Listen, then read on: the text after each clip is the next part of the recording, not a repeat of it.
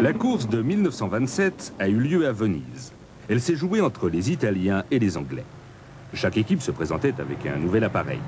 Les Italiens et leur M52 durent déclarer forfait à cause de problèmes de moteur, laissant deux S5 remporter la course haut la main.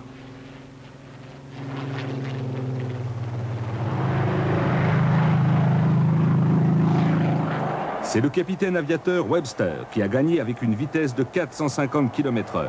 Webster fut accueilli comme un héros dans sa ville, Walsall. À nouveau, on cherchait à augmenter la puissance des moteurs pour augmenter la vitesse. Rolls-Royce voulut relever le défi.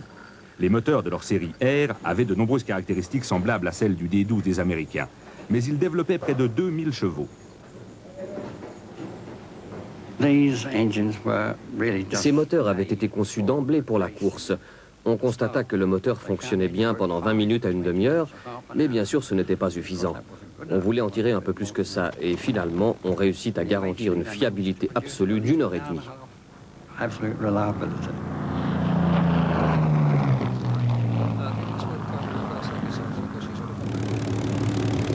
Les appareils de course S6 dotés de leur moteur R ne furent prêts qu'en 1929.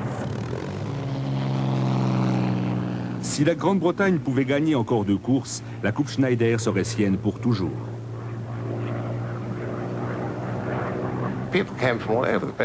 On était accourus de partout. Des foules immenses se massaient sur toutes les plages. C'était vraiment passionnant. La technologie qui entrait en jeu dans ces aéroplanes était immense. Je veux dire qu'ils étaient allés à l'extrême limite des choses possibles en aviation.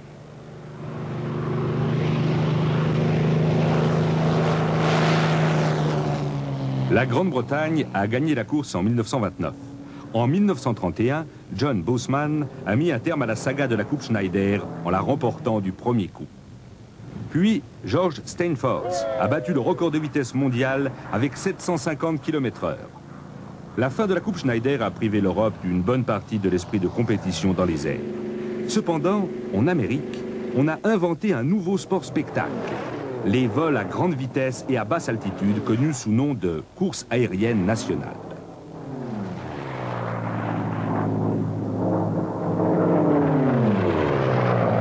Mélange de spectacle et de danger pour la foule, d'argent, de prestige et de prix éblouissants pour les pilotes, telles étaient ces courses. De nos jours, les courses ont lieu à Reno, dans le Nevada. De nombreux appareils sont des chasseurs de la Seconde Guerre mondiale. Les faire voler coûte cher. Il faut être mordu pour les piloter. Gagner, voici le but. L'atmosphère rappelle celle des gladiateurs dans une arène. Pour faire patienter les foules avant le début de la course, les organisateurs distraient les spectateurs avec des acrobaties aériennes et la mise en valeur d'appareils démodés.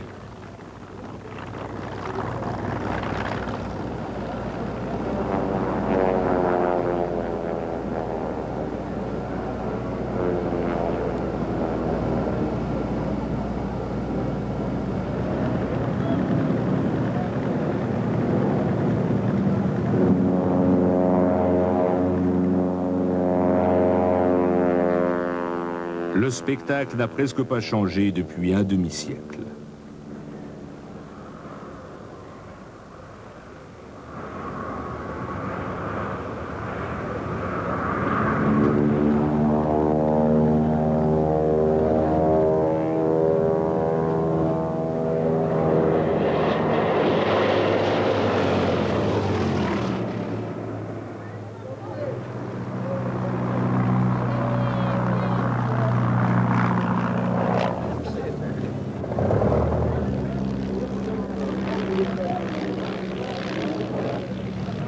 Quels que soient les exploits des casse-coups, la principale attraction demeure les décollages en masse, prélude aux courses telles que le trophée Thompson.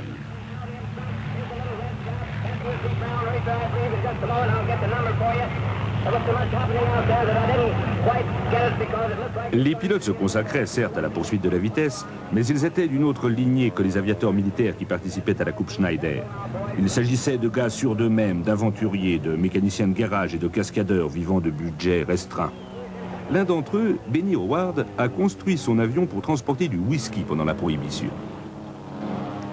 Les courses n'étaient pas qu'une affaire d'hommes. Félicitations, ma chère. Tu as établi un nouveau record du monde. Eh bien, merci. C'est bon d'être à nouveau sur la terre ferme. Je suis heureuse de l'apprendre. Comment ça s'est passé? Mary Heslip, meilleur pilote de course de son époque. Je suis heureuse d'avoir réussi à améliorer le record de vitesse féminin au cours de la Weddell-Williams Race, le faisant passer de 336 km/h à un peu plus de 408 km/h. J'espère vivre longtemps pour aller de plus en plus vite. Pour les femmes, il y avait les courses poudre de riz. Je crois que le derby poudre de riz était mal nommé. Il n'y avait pas du tout de nuage de poudre de riz. Au cours de la première édition, une jeune femme a été tuée. Nous étions une race différente. Je ne dirais pas meilleure, mais différente. Je pense que cela exigeait une certaine dose de témérité, un certain mépris pour sa propre peau. Je ne dirais pas que c'était du courage. C'était là quelque chose que j'avais toujours voulu faire. J'aimais ça. Et je crois que je piloterais volontiers de nouveau maintenant. Mais je doute qu'il y ait une très grande demande pour les services d'une femme d'un certain âge comme pilote d'essai.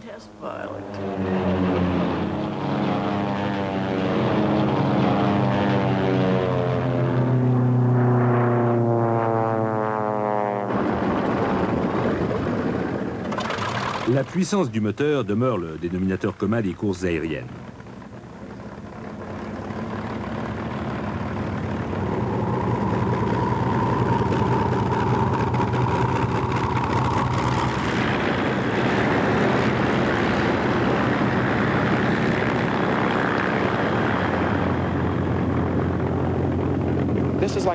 Cela ressemble au plus grand musée de l'air du monde.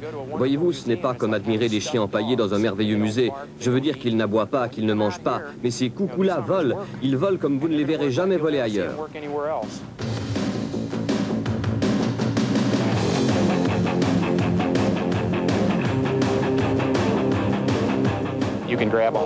Suffit de jeter votre dévolu sur un de ces aéroplanes et de placer votre vie entre vos propres mains. L'une sur la manette des gaz, l'autre sur le manche à balai. Vous voilà maître de votre destinée.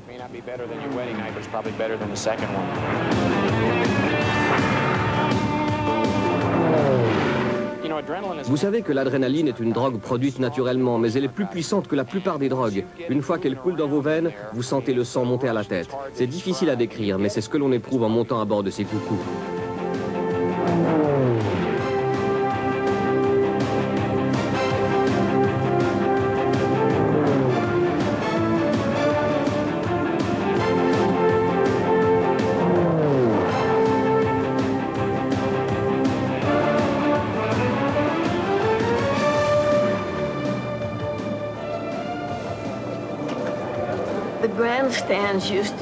Les tribunes étaient noires de monde.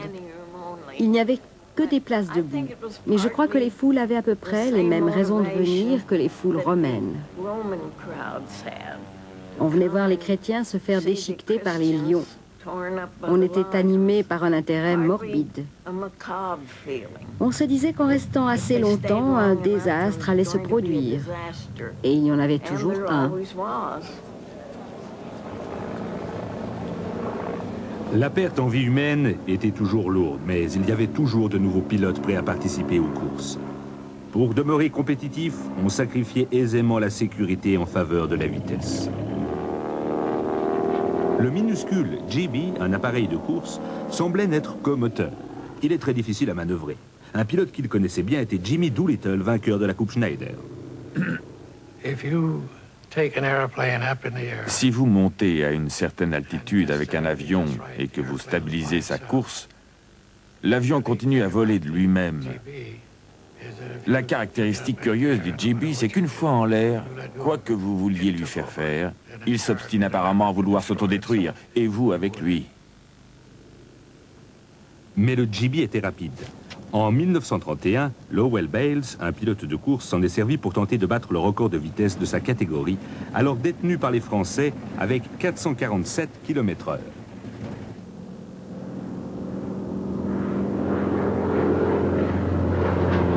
Lors d'un premier essai, il atteignit 450 km/h. Le record ne fut pas admis car la marge était trop faible. Alors Bales recommença. Il atteignit 483 km/h. Mais parfois, les tentatives finissaient mal.